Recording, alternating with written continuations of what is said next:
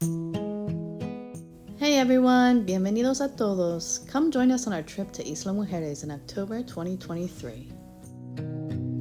We ended up finding cheaper flights from Austin to Cancun, so we ended up taking 4 days in Cancun or Isla Mujeres, and then we went to Puebla afterwards.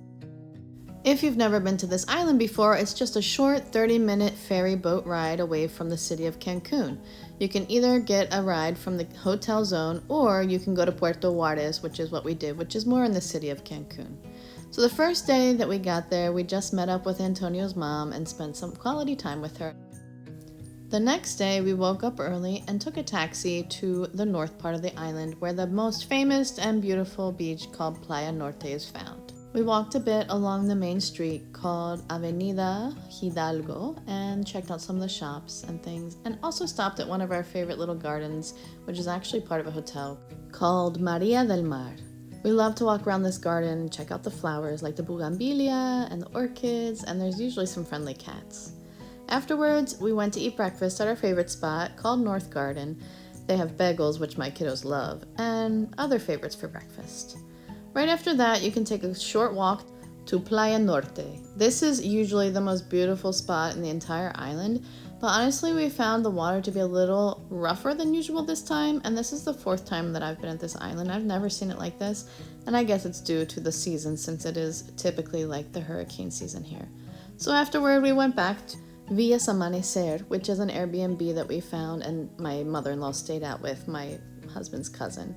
So they had great little hammock set up, a grill area, and a beautiful pool surrounded by plants where there were tons of visitors like the hummingbird, which I don't know if you saw on the first clip, and also tons of lizards and every other animal you can imagine. The next day, we started off by going to breakfast at Lola Valentina, and that's right on Avenida Hidalgo, that main downtown street which we showed you earlier. And we always come back to this place because they always have tons of great food. We got our own little private dining room this time, which was great since the kiddos were hot and sandy. So we got to spread out a little bit in this room and feel some AC, which was definitely wanted because it was still hot at this time of the year. So we ordered some yummy food. I got a burrito bowl. Joaquin went for the hamburgers and french fries. My mother-in-law got some pancakes, and then we enjoyed the little photo ops there. After, since we were so close to the beach, we decided to head for Playa Posada. ¿Qué haces, canijo? ¿Qué haces, canijo? ¿Te gusta estar en el agua? ¿Te gusta estar en el agua? He kept thinking about that question. He wasn't sure about the water. But he did like this side a little bit more, as we all did. It was a little calmer than the other beach, and it's the one that is directly to the right of where the ferry drops you off on the island. Afterwards, we decided to explore our neighborhood. We found some cool murals, some paintings, and beautiful flowers, of course. We also found a great park called Parque Las Tortugas, and it was found in the residential area more towards the south end of the island. It's in the Fraccionamiento Las Glorias, that's the Glorias neighborhood. And the kids had a blast in this play area. It was so fun. They had a lot of things to climb on.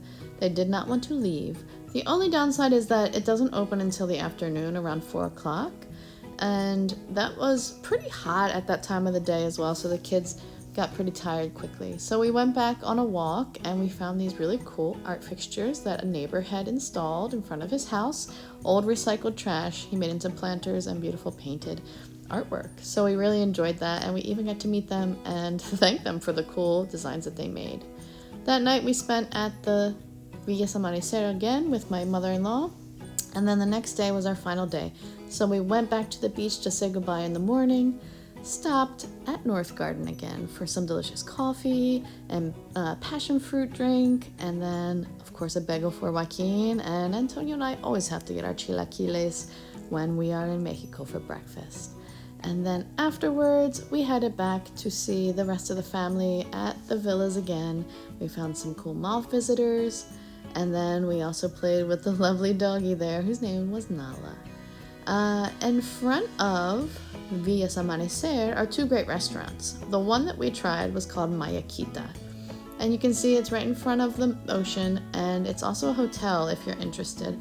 But the food was so delicious, the staff was amazing, and some of the best food that I've tried in a long time.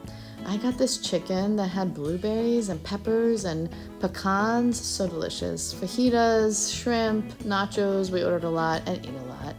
And afterwards, Joaquin wanted to come visit the man across the street. He wanted to get a necklace as a souvenir for the visit at the beach, and we found the best one. And that was the end of our 4 days in paradise. So we got back on the ferry, headed back to Cancun, and boarded our flight to go to visit the rest of the family in Puebla. Come join us in the next video as we spend Dia de los Muertos in Puebla. Thanks for watching.